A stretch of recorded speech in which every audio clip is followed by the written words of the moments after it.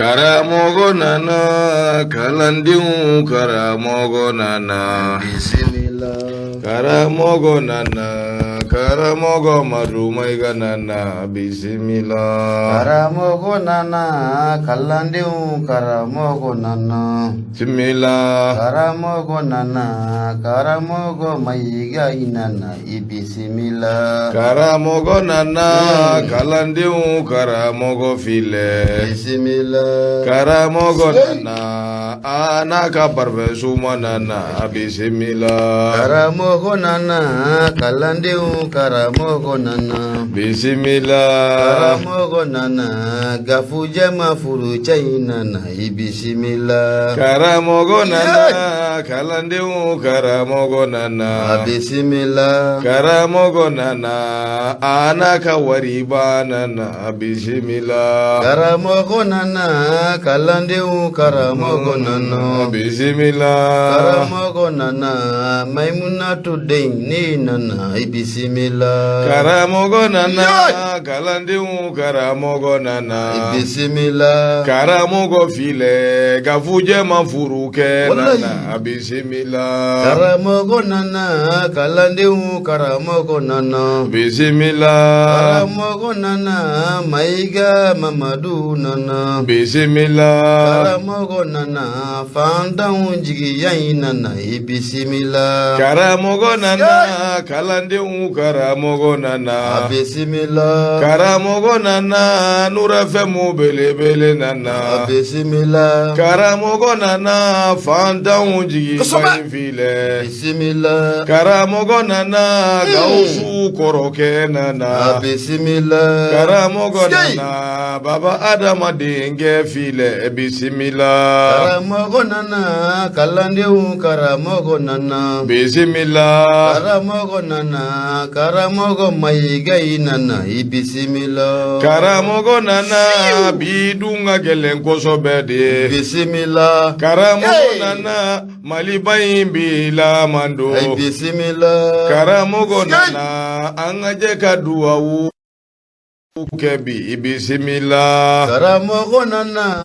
kalandiu karamogo nana. Bismillah. Karamogo nana, tungarangeu kanumbai nana. Bismillah. Karamogo nana, karamogo maigai nana. Bismillah. Karamogo nana, awagindo tiribere nana. Bismillah. Karamogo nana, lada je nyongo nana. Bismillah. Karamogo nana, aramata tiribe nana. Bismillah. Karamogo nana, fofana tirivere file. Bismillah. Karamogo nana, kalandiu karamogo nana. Bismillah. Karamogo nana, fantaun jigi yain nana. Bismillah. Karamogo nana, malidiu kanumai nana. Bismillah. Karamogo nana, karamogo maigai nana. Bismillah. Karamogo nana, Jibril Ture kufa bere nana. Bismillah. Karamogo nana, kulubali lakau kachokoroba file. Bismillah. Karamogo nana, Ture lakau kachokoroba file. Bismillah. Karamogo nana, dogono ba aba file. Bismillah. Karamogo nana, kalandeu karamogo nana. Bismillah. Karamogo nana, Kalandeu karamogo nana. Bismillah. Karamogo nana, nura femu karamogo file. Bismillah. Sigay. Baranyana. Kosobe. Solo ne wele dugutigi lakaw ka solo sambu koroke solo. Ube afadu di. Kulubali lakaw ka chorba de ne ko asiga kabula de. Ate wuli. Ndogo na ukoti. Kosobe. Ni ye bolongono ni kelen shi mama na ba ke fenye. Ijija ika isi ngono ni ufaraka. Wallahi. Ika shi yerema. Kosobe. Shi janni kene ala ka diam bele jilima. Ami. Ala ka hera uchaya. Kosobe. Ala ka jibana imbasgi. Ami. An fɛn filɛ ni an bɛ kuma na Nura FM na minnu ye technicien ye kosɛbɛ i k'a dɔn an bɛ bɛɛ lajɛlen fo ka bɛɛ waleɲuman dɔn kosɛbɛ ka dugawu kɛ bɛɛ ye masa in de kɛra sababu ye ka juma yira an na o kɛra bi jumadonya ba in ya Rabbi a juma in ɲɔgɔnna caman kosɛbɛ Ala k'a jira an na ala ka n'an don gɛrɛgɛrɛ da fɛ Ala ka n'i don ko la ko min bɛ yen ni awɔ i k'a dɔn a b'i kamana a ye dugawu minɛ dɔgɔ hali bi ka jɛ ka dugawu kɛ ɲɔgɔn ye kosɛbɛ jamana in bɛ gɛlɛya min kɔnɔ ya Rabbi Ala ka jamana in Ala k'a bɔ a kɔnɔ fantanya bi maa o maa min kan ya Rabbi Ala ka fantanya Ala ka cɛ k'a bɔ ami min ye jamana in basigi baliya min be an be duwawu kɛ basigi Ala k'a nati ka duwawu kɛ banabatɔ ani banabatɔ somɔw kɛnɛya bɛ Ala in de bolo a caman b'a dasin b'a bolo wari t'a sɔrɔ sanu t'a sɔrɔ ya Rabbi yama kɛnɛ in Ala k'a suru anw kan an ka hɛrɛw an ka sɔrɔdaw dibi fɛn fɛn be n'o kɛn bɛ ka bana min o ɲɛma bi jumadonya in kama k'a ɲini Ala fɛ a dibi Ala k'a bɛɛ lajɛlen cɛ k'a bɔ yen Ala k'an ka yeli Ala k'a banba Ala ka kulubalilakaw minɛ k'u di anw ma Ala ka dɔgɔnɔw minɛ k'u di anw ma Ala ka turulaka amina dɔrɔn i y'a daminɛ ni min ye a laban n'o ye amina dɔrɔn ni n ko k'a b'a amina dɔ fɔ a kɔlɔlɔ bɛ yɛlɛ ka yan Ala ka dɔgɔnɔw minɛ k'a d'a ma a fɔ amina Ala ka gafuretɔgɔw bɛɛ minɛ k'u d'a ma a tɛ nin sa wa o tuma na sa an bɛ duwawu kɛ ya Rabbi tile timɛ ko ɲuman Ala k'o d'an ma an ɲuman bɔra so cogo min nɔgɔ Ala ka segin ni an ɲuman ye o cogo kelen in na ka foli in tanu k'a lase Bamaɲare cɛ ni muso denmisɛn ani maabakɔrɔ Nura FM kanuba Mali kɔnɔ ani Mali kɔ kan a fɛn fɛn de bɛ nin waati in na k'a fɔ sɔgɔn bɛ arajo so in na n'a bɛ 94 tɔmi murumuru 5 n'a b'o kofɔ an b'a bɛɛ lajɛlen fo k'a bɛɛ waleɲuman dɔn Nura FM sanfɛ ɔ nin waati in na ka welewele da kɛ k'a fɔ limanaw ye anw ka kamalen ni min ye awɔ i k'a dɔn Yusufu Sisɔgɔ ye a tan bɛ arayida la hali bi telefɔni in bɛ ka jiri a taara dɛ Yusufu taara arayida la telefɔni ko i kɛra baara ye ne y'a fɔ Baba Adama ye Yusufu ni ma ja telefɔni kɔ laban bɛ guloki b'i kana ye ne yɛrɛ bɛ ka siran a jɛ o morceau min tun bɛ telefɔni in na waati min u y'a bɔ a kun a bɛ écouteur de don a tulo la ka écouteur butoni don a da kɔnɔ a bɛ ka morceau in da a bɛ ka taa kɛra baara ye koyi ne ko Yusufu a kɛra baara ya bolo kitakaw n'aw ma ɲɛ a ma a kɛra Yusufu nɔfɛ Bafili wala Bafili ko in gɛlɛyara koyi maa min y'a laminɛ ka Yusufu ka telefɔni in bɔ a poche kɔnɔ walahi y'a se ko ma wa kan bɛ ko n'ale bɔra yen bi ko ale kɛ bɛ k'a kɛ ko chaque lundi chaque vendredi ale bɛ taa yen ko maa min ye telefɔni in bɔ k'a bɛ taa danga d'o ma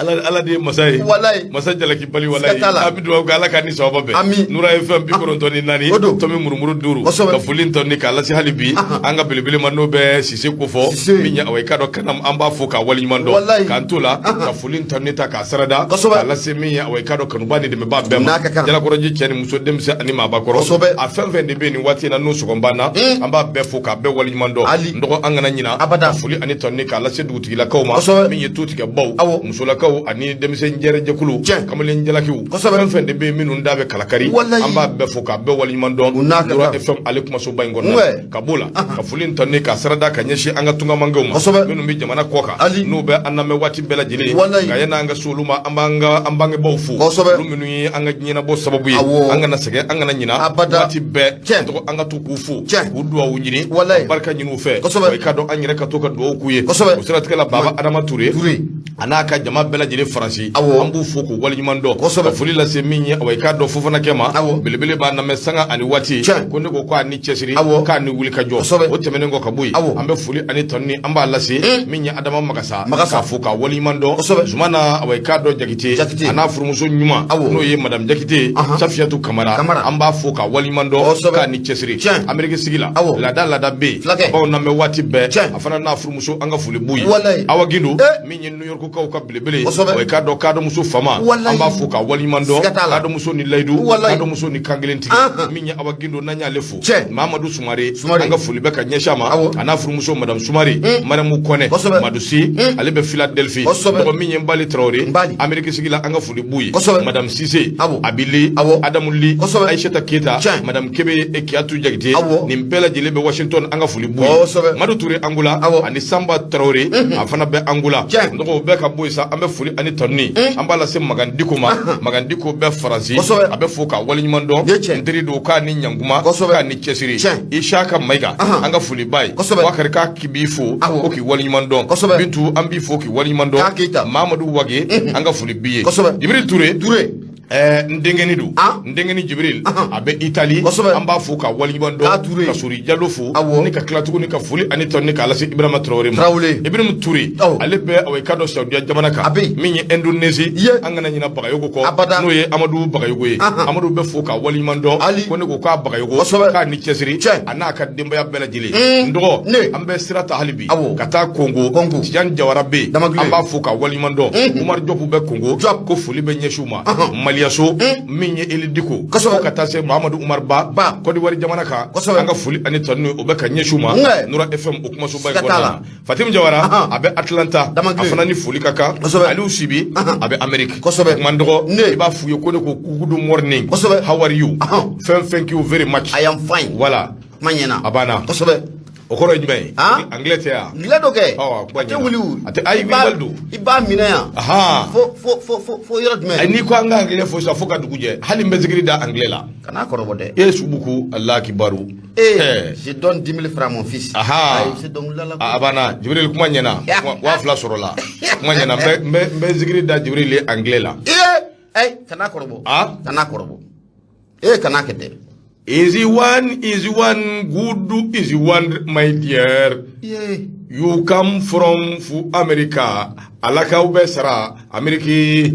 Mabana. Angleterre. Angledo. Angledi. Mayena. Anglede. Okma Angledo. ala kabako be mi kabako ten na ko ndo mi o de o fe ma via mangala ma via ko se kiye wa magala yo fiye o kera se kiye o kiye de sikatala ko odu de sikatala mali bi ala kan ni sabab do mi Nura FM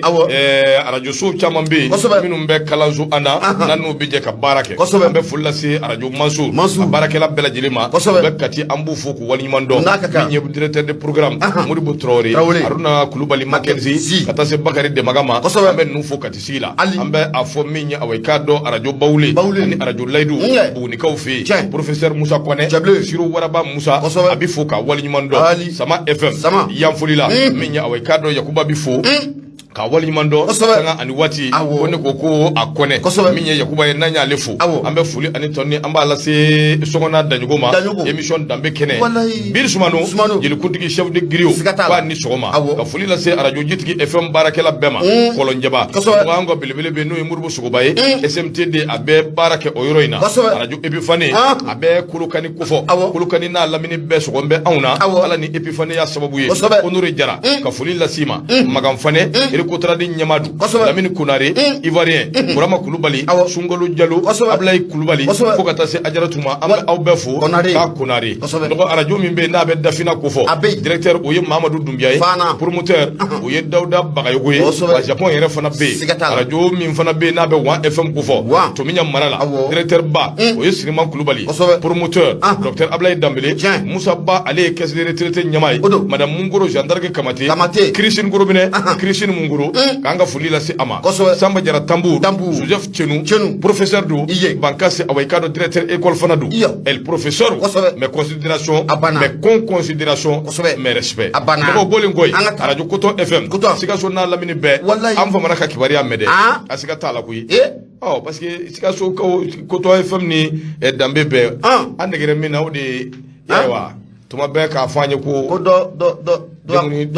accouchement la denguni be afa quoi aye gawsu ye abe dafika la abe di bajo di masha abe di koro bajo ma ndo mi Koto FM Mamadou Sirbe nangwa ma go bajo anga fuli be ka nyeshama ira ngoni fi Nura FM ko de kuma tifo do kun fla est ce que hali sayere da wala bi minum bulu dambe saw fembe yan fe baroni be afa secrétariat fanfela ye nyamini ndo o chen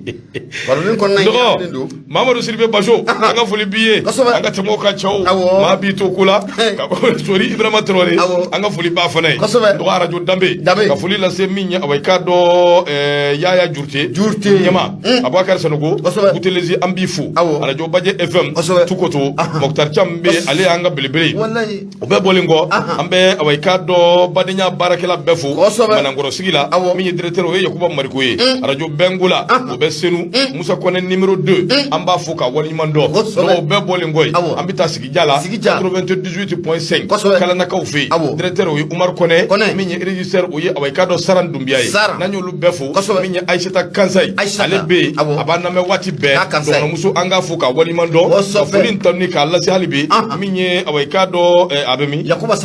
Sonugo sefa kalako amba fuka walimando Nura FM sanfɛ ndo radio FM Njai Kura ka foli la sa barakela bema foya fo nyono minye aweka do Njai Kura yɛrɛ an bɛ foli la suma ndo bolen ko sa an bɛ na foli ni tanu la se Musa Nyari ma tigi belebele cɛ jandu Musa bɛ fo ka walimando Dramani Keita Barabada Dara Espagne Madrid bɛɛ ko a ma ko Nura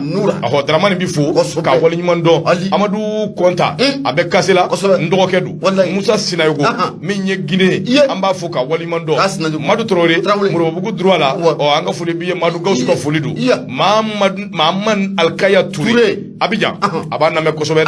ndɔgɔ bolen koyi an ka monsieur le maire Ɲono a kun ye maire ye nka bi nin waati na a bɛ sɛgɛn lafiya bɔ la monsieur le maire Kader Dambele a y'an kanu kosɛbɛ a b'a lamɛn Nura FM sanfɛ k'an ka foli ba ye sanga ni waati n'a sigilen bɛ Ɲono a ɲɛ b'an na ndɔgɔ Yusufu Magasuba ko ɲumani Vieux Jara ale ye reparateur nafaji an ka foli ba ye min ye Kadija Awayikado ka Yusufu Sanogo Danya Traoré ale y'an kɔrɔ ye an sigiɲɔgɔnw fana don an b'u fo Madame Kone Urukiya Kulubali ani Kone yɛrɛ an ka foli bɛ ka ɲɛsin nin bɛɛ ma dɔwɛrɛ tora waati bɛɛ ti nin fana ye koyi waati dɔw bɛ kɛ a teliya kama an bɛ taa n'a ye kosɛbɛ faamuya ka sɔrɔ kow la ala k'a ni sababa bɛɛ nin waati na ɲɛma mun ye an yɛrɛ tɛnɛmuso n'o ye tanti Ajaratu Traoré tanti VIP nin waati na a bɛ Kalabankɔrɔ kulebilenni na a bɛ ka dugawu k'an ye kosɛbɛ k'a Traoré k'a diyara n ye min ye Bintu Sadio ale fana sɔgɔlen na nin waati na Faransi Bintu Sadio an bɛ foli ta ni k'a sɛgɛrɛ ko Asisakɔ a banna bɛɛ lajɛlen bɔlen kɔfɛ ka bɔ yen badabada foli an b'a ta ni ka kanuba ni dɛmɛbaa bɛɛ lajɛlen k'u sɛgɛrɛ Umar Diop a kulo bana nin waati na mun ye Pontinoir foli bɛ ta ni ka a sɛgɛrɛ bɛɛ ka foli f'a ye kosɛbɛ kuma ɲɛna Fuseni Sisoko a ko a fana kulo bana Faransi kɔnɔna la wɛrɛ min se dun Boubacar Dambele ka taa se n yɛrɛ kɔrɔkɛ ma attention Pagala arrive n'o fɔra Pagala ma ɲi dɛ ale ma ɲi dɛ Pagala international bisa n kɔrɔ ye transitaire ba ye n dɔgɔ an bɛ n kɔrɔ fo ka waleɲuman dɔn waati na kɛnɛ in kɔnɔna na n kɔrɔ juma o juma min ye duwawuw bi kɛ sadakaw bi bɔ ne kɔrɔkɛ an b'an sen da aw sen nɔ la duwawu k'a ɲɛ ni ala sɔnna ma Pagala international joliba Pagala an bɛ foli la s'a ma Baru Karan bɛ n yɛrɛ denkɛni o teri don nka n kɔrɔkɛ don Baru ye ne den mais Pagala ye ne kɔrɔkɛ ye dɛ walayi n kɔrɔkɛ don fo diɲɛ fo lahara n bɛ n ka foli f'a ye ka Seydou Umar Traoré dise k'a ka foli kɛ hôpital du Mali Sitan Madame Diallo Sitan Traoré i bɛ n ka foli la s'a ma ko n ka foli b'u ye o tɛ an ka 30 banna Baseginɛ Keita l'international Baseginɛ a n'a furumuso Madame Keita Aïda Magaji bɛ n ka foli la s'u ma a n'a ka kan k'u ni baara ala k'a ni sababa bɛɛ hali bi ala ka hɛrɛw caya ko k'an ka 30 banna o kuma k'an bɛ ɲini ka don gafe mɔgɔw ka heure kɔnɔ nin 30 ni an bɛ nin kɛ sa k'an ka foliw n'an ka maɲɔgɔnw bɛɛ kɛ o kuma n'o sera n dɔgɔ kɔfɛ an bɛ sɔrɔ ka n'a don gafe kɔnɔ waati bɛ ka taa maaw presselen don gafe bɛ ka kɔnɔ Gawusu Keita nɛgɛw bɛ de bolo ala jɛ k'an bilasira Gawusu Keita gasɔn de fer an bɛ nungu fo ka waleɲuman dɔn k'a ni cɛsiri Boubacar Traoré bete ɲɔ ka ca wugu la nka min ye awɔ i k'a dɔn i mana i teliya cogo cogo i b'i sigi de ne ka sɔrɔ k'i da o siratigɛ la an bɛ foli ni tɔni an b'a lase awɔ i k'a dɔn équipe dafalen ma équipe min bɛ yen min bɛ ka baara kɛ min bɛ se k'a to gafe yɛrɛ a bɛ se ka ɲɛ sɔrɔ ka ɲɛ cogo min équipe in n'i ye jateminɛ kɛ fan dɔ fɛ Mohamed de Kulubali an bɛɛ ko a ma ko fa Misira Liberté Kari awɔ i k'a dɔn an b'a fo ka waleɲuman dɔn k'a ni cɛsiri ka b'o la sa Gawusu Keita awɔ i k'a dɔn nɛgɛw kɔni b'a bolo sa o gasɔn an b'i fo k'i waleɲuman dɔn dɔw ka ca wugu la cɛw dɔw bɛ tɛ ngɛlɛ sɔrɔ a ka wo da la komi Yusufu ka kumaw fɔra hakili la n ko a kun kɛra ja a ma kɛ koyi Gawusu bi yan nɛgɛw b'a bolo awɔ i k'a dɔn a sɛbɛkɔrɔ labɛn bɛɛ n'i y'a ye dɔrɔn i b'a fɔ ko Majida Nizɛrikaw de b'o dɔn kosɛbɛ kuma Gawusu an b'i fo k'i waleɲuman dɔn hali n'o y'a sɔrɔ i ka Yusufu i bɛ to k'a wele k'a kibaruya lajɛ parce que ne b'a dɔn a b'i to arayida taali la téléphone ɲini na o laban bɛ kurusi yɛrɛ bɔ a la laban bɛ taa n'a yɛrɛ dɔ a bɛ kɛ baara ya o kuma an b'a fo min ye Mamu Kabara mɔden Burama Traoré ju bɛrɛ i k'a dɔn nin waati in na ale fana bɛ Facebook kɔfɛ an b'a fɔ ka waleɲuman dɔn k'a ni cɛsiri bi kɔni a wulicogo ɲɛna bi kosɛbɛ a bɔra mɔlen na ɲɛda in bɛɛ manamana fiya sɔgɔma in na i b'a sɔrɔ a wulicogo ɲɛna wulicogo ɲuman bɛ cɛ ka na wa ka wuli dɔrɔn ka tisɛlɛ ta k'i da kusukusu ka bɔ o y'i talen hali ɲɛ ti ko hali ɲininkali tɛ kɛ n'i ye ji dɔlen mun ɲɛda la i bɛ guloki bolo kɛ k'o ali ɲininkali tɛ kɛ. O ye taalen. Awɔ. I mana don waati o waati. Ani min ka bɔrɔsi labɛnnen don k'a kɔnɔ. O tɛ kelen ye. I ɲɛda bɛ jɔsi fɛn bɛɛ o tɛ kelen ye dɛ. Ni Ala sɔnna a bɛ ɲɛ. O kumana sa min ye i m'a ye Maliki yɛlɛmana. Awɔ. Maliki bilama n'i y'a ɲininka a b'a fɔ k'an bɛɛ ye fila ye. K'an bɛɛ ye fila ye. Awɔ Maliki n dɔgɔ kabako don koyi. Ala k'a ni sababa bɛn. Ami. Boubacar Traoré. Ani ne yɛrɛ Gafu Jama Kamadu Maminatu den anw de bi yan. Awɔ. Ni Ala sɔnna a tɛ kɛ basi ye ko a na bɛ dɛsɛ. Baba Kulubali an ka foli b'i ye. An ka kɛnɛ. Nɔgɔ bi taa. N'a bi taa an bɛ se. Gafe n b'a ta teliya la. Toguna A Traoré a de kuma bɛɛ. A kuma bɛ sɛbɛn kɔnɔ sɛbɛn min n'an k'a ma ko Nouvelle Horizon. Toguna a y'a jira k'a fɔ min ye anw ka minisiri min bɛ yen. N'o bɛ i k'a dɔn anw ni jamana wɛrɛ ko ɲɛ olu ɲɛnabɔli minisiriso. N'ale b'o kunna bi n'o ye Ablaye Diop ye. I k'a dɔn k'a fɔ ko a kuma na min ye tako 49 min kɛra n'a kɛra Conseil des droits de l'homme.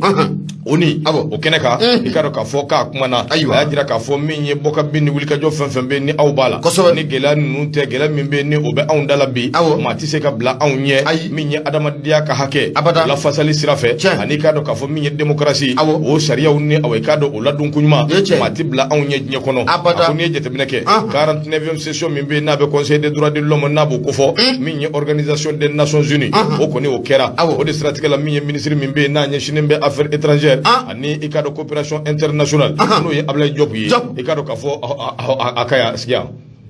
a di yan nin di yan cɛw a ka ɲi tila ka ko jumɛn don te tɛ dɛ kafe ye nin ye wa awɔ nin kafe ye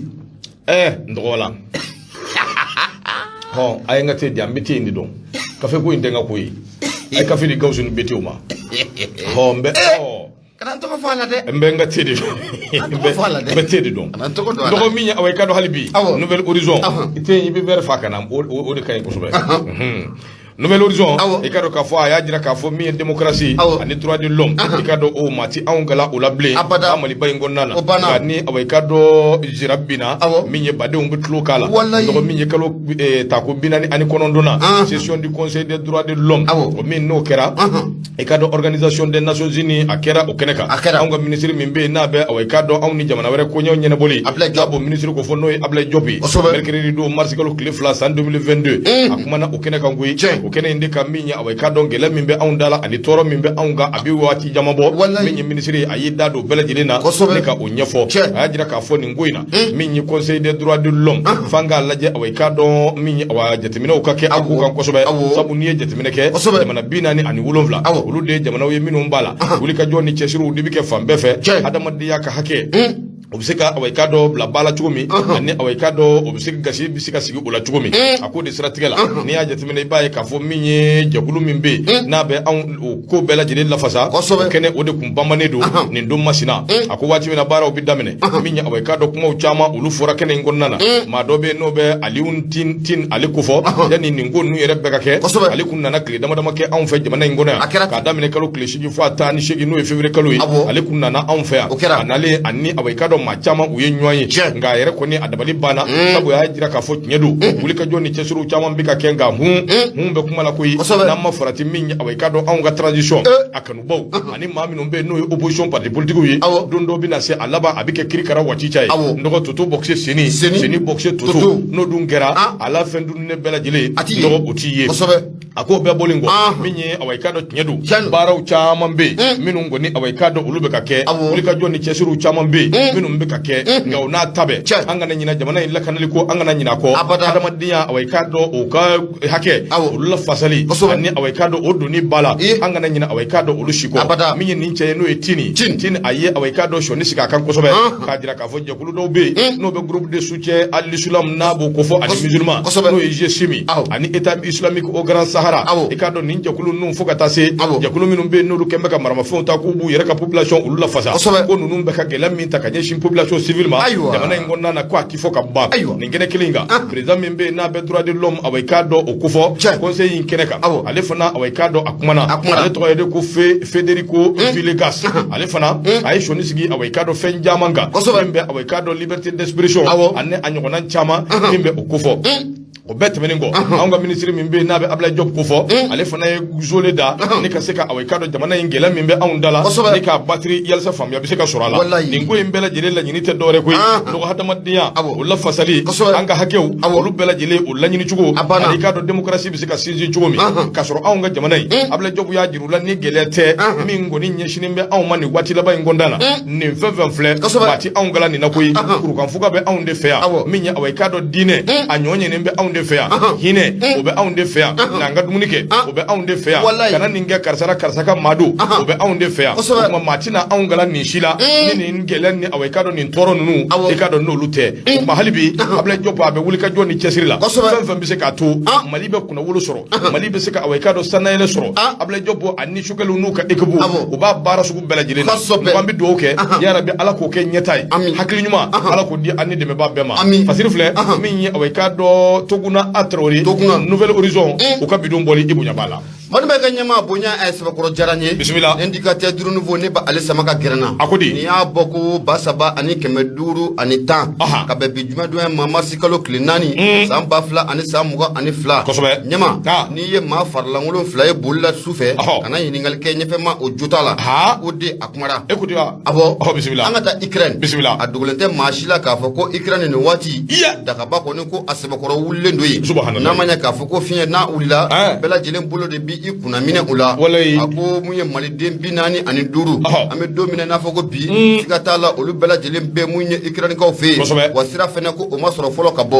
fatigaba ka fɔla mun ye o de a ko mun bɛ na ye k'a fɔ ko nin waati na gɛlɛya belebele ko o de bɛ farafindenw kan mun ye Ukrainikaw fɛ yen gɛlɛya mun n'a bɛ Ukraine ni Russie ni ɲɔgɔn cɛla la a gɛlɛya caman bɛ ko a kɔlɔlɔ ko a bɛ ka yɛlɛ mun ye farafindenw kan kosɛbɛ ko ye nka maliden minnu bɛ nin waati na Ukrainikaw fɛ yen mun ye sigasigalikɛlaw ka y'a jira k'a fɔ ko maa 45 ɲɔgɔnna ko olu de malidenw ye maliden minnu bɛ Ukrainikaw fɛ yen a caman fana bɛ yen i bɛna ye u b'a Ukraine yɛrɛ capitale de kɔnɔna la capitale min n'an k'a ma ko Kiev fatigaba ka fɔ la a ko n'a yira k'a fɔ siga t'a la maa caman kɔni sera ka duuru k'o don fiɲɛ na koyi ni ka bɔ Ukrainikaw fɛ yen ni ka kunda mun ye Polonkaw fɛ yen nka fɛn mun bɛ yen n'o bɛ ka maanifin kɔni k'o kamana gan farafinden minnu bɛ yen olu y'a yira k'a fɔ ko mun ye Polon jamana ye k'o kɛlen bɛ ka guwara sɛbɛkɔrɔ da farafindenw ɲɛ k'a yira k'a fɔ k'u tɛ don Polon fatigaba ko a ko hali n'o y'a sɔrɔ mun ye maliden dɔ kɔni sera ka bɔ mun ye Ukrainikaw fɛ yen nka maliden caman an bɛ don min na n'a fɔ bi maa 45 ɲɔgɔnna ɲɛma ko olu bɛ Ukrainikaw fɛ yen an ka Haut Conseil des Maliens de l'Extérieur ale yɛrɛ kɔni ye kunnafoni k'a di ko ye ko maliden mun bɛ nin waati na n'o olu bɛ Ukraine n'u dɛsɛlen don ka sira sɔrɔ fɔlɔ k'a bɛ t'i jɔ maa 40 ni kana jɔ maa 45 ɲɔgɔnna na maa 3 bɛ olu la olu bɛ capitale yɛrɛ kɔnɔna la n'an k'a ma ko Kiev mun ye kɛlɛli yɛrɛ kɛlɛ ko a jubaju yɛrɛ Kiev kɔnɔna ye maliden maa 3 ko o b'o kɔnɔna la ka fatigaba ka fɔ la a ko siga t'a la kibaruya kɔni sɔrɔ la k'a yira k'a fɔ an ka jamana gouvernement u bɛ ka wuli ka jɔ tugu bɛɛ bila sen kan maliden minnu taalen don kalan na mun ye Ukrainikaw fɛ yen o sabu kɛ mun ye Ukraine ɲɛma ko i bɛna ye k'a fɔ ko université belebelew de bɛ yen wa maliden caman de taalen bɛ kalan na Ukrainikaw fɛ yen nka an marabaw n'o bɛ Mali gouvernement ko fɔ olu n'u dɛmɛjɛkulu u kɔni kɛlen bɛ ka wuli ka jɔ k'o bila sen kan saga ni waati bɛɛ lajɛlen na maliden minnu bɛ nin waati na n'u bɛ Ukrainikaw fɛ yen u bɛ se ka u ka jamana sɔrɔ cogo min na lafiya o kɔnɔna la fatigaba ka fɔla hali bi mun ye o de ye a ko n'i ye gɛlɛya in jateminɛ k'a lajɛ farafinden caman kɔni y'a yira k'a fɔ ko siya woloma k'o bɛ ka ta ka olu sɛgɛrɛ Polonkaw fɛ o sabu kɛ waati min na ne gɛlɛya in a wulila farafinden caman n'i kunda mun ye Polon kan u bɛ bɔ Polon fɛ ni ka sɔrɔ ka n'u ka jamana o kɔnɔna la nka mun ye Polon marabaw olu y'a yira k'a fɔ ko mun ye farafinden foyi de ti do ye farafinden mun kɔni n'i sera ka farati ka do ye ɲɛma i bɛ masa Ala tanu ni ka a sɛbɛkɔrɔ barika da kunnafoni filɛ nin ye an y'a sama ka bɔ indicateur du renouveau ale kɔnɔna la maa mun ye sɛbɛnnikɛla ye o de ye balima ka ɲɛma i bonya o b'a la nɔgɔ min ye away ka dɔ Bɛrɛmandaw i bɛ k'i da don kuma min na n'o bɛ away ka dɔ Ukraine gɛlɛya ko fɔ Bɛrɛmandaw ale kumanen b'a kan a b'a ta an bɛ nin bɛɛ la a kɔlɔlɔ bɛna kɛ mun ye Sahel kungo away ka dɔ o jamanaw ma an kan ka sigi ni mun ye n'o ye away ka dɔ nin gɛlɛla hutani min bɛ yen n'a dabɔ bɛ Ukraine a b'a ta a y'a jira k'a fɔ Faransi a n'a jɛɲɔgɔn jugu minnu bɛ yen n'o bɛ OTAN ko fɔ olu kɔni bɛɛ lajɛlen b'a dɔn k'a fɔ u ye wulikajɔ kɛ kɛ u ɲɛsin dugu ma dugu min bɛ n'a bɛ Ukraine ko fɔ bɛɛ y'a jira k'a fɔ k'u bɛ o solonna dun a k'o de siratigɛ la min ye i k'a dɔn tension min filɛ n'o ye gɛlɛya ye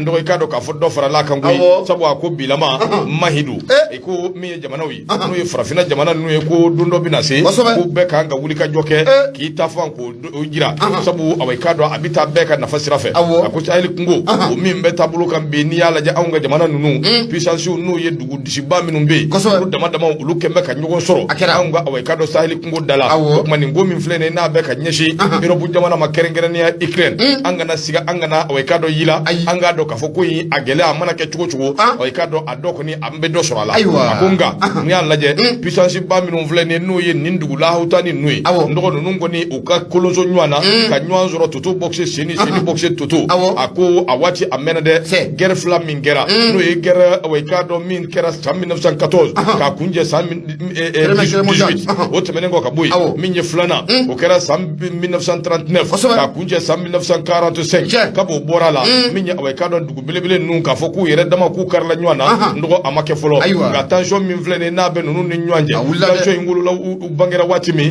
o kɛra URSS i k'a dɔn u y'o filenkolon ci k'a dagolo ci waati min o bɛɛ tɛmɛnen kɔ ka bɔ yen min ye i k'a dɔn OTAN URSS cilen kɔ dugumisɛnnin minnu bɛ yen OTAN yɛrɛ kɛmɛ ka wuli ka jɔ kɛ olu nɔfɛ f'a k'olu bɛɛ salo k'u bɛɛ fara a yɛrɛ kan i k'a dɔn ka Rusila k'o to o Vladimir Putin sigilen ale tɛna jɛ n'o ye cogo si la Moscou ko k'olu ka lakana k'o bɛ tali kɛ nin ko dafɛ koyi fɛn min yɛrɛ bɛ yen n'o nana gɛlɛya kosɛbɛ o de ye k'a fɔ ninnu ye wuli ka jɔ min kɛ k'a ɲini ka Ukraine tɔgɔ la ko ale bɛ don Union Européenne n'o ye nanzaraw ka jɛkuluba in ye ani OTAN n'o ye i k'a dɔn bamaw ni ɲinkuru damaw olu faralen ɲɔgɔn kan ka diɲɛ meleke k'a kɛ u ta ye ko i k'a dɔn a bɛna i yɛrɛ sɔrɔ o ko in na Materikɛ b'a ko a ko min ne kabiri o fɔra waati min maa min bɛ n'o ye i k'a dɔn Vladimir Putin a sɛbɛkɔrɔ dimina a funtenina a y'a jira k'a fɔ min ye i k'a dɔn ninnu bɛ fɛ ka min kɛ nin ye kabako dan don a tɛna kɛ ale kɔni balolen ɲɛna o de siratigɛ la min ye Ukraine ale dɛmɛli sira fɛ nanzaraw ka dugu caman bɛ n'o ye OTAN a n'a ɲɔgɔnna caman ye olu bɛ ka wuli ka jɔ kɛ ka dɛmɛɲɔgɔnya ta n'o ye maramafɛnw ani kɛlɛkɛminɛnw caman k'olu ci i k'a dɔn Ukraine jamana kan min bɛ se k'a to bunteli u bɛ se k'o dabɔ président min bɛ n'a bɛ Vladimir Putin ale kɔni y'a jira k'a fɔ nin ko in bɛ taabolo min kan i k'a dɔn bɛɛ k'i jɔ i jɔyɔrɔ a ko i k'a dɔn de siratigɛ la Allemagne yɛrɛ fana ye wuli ka jɔ kɛ wuli ka jɔ min kɔnɔna na kɛlɛkɛminɛw u ye dɔ fara i k'a dɔn u yɛrɛ a sɔngɔw kan min bɛ se k'a to wari min kan ka don u ka kɛlɛkɛminɛ na u ye dɔ fara o kan o bɛɛ tɛmɛnen kɔ ka bɔ yen min ye continent européen Faransi ani k'a dɔn Royaume-Uni nin dugu fila minnu filɛ nin o fana kɛlɛkɛminɛw b'u bolo koyi fɛn min bɛ yen n'an b'a wele ko arme nucléaire n dɔgɔ o b'u bolo dɛ Amérique jamana arme nucléaire i k'a dɔn o bɛ u bolo ale min kɔni ye i k'a dɔn OTAN o baba ye Masirike b'a ko nka nin fɛn fɛn filɛ nin bɛɛ bɛna i da maa min gɔ la arme nucléaire ko la o de i k'a dɔn belebele n'a bɛ Rusilakaw ko fɔ arme b'u bolo a ka bon hakili ma min ye jɔyɔrɔ fɔlɔ diɲɛ kurukara bɛɛ olu don Masirike b'a ko a ko kumana an bɛ don min na i ko bi nin ko in bɛ taabolo min kan min ye i k'a dɔn samaw ka kɛlɛ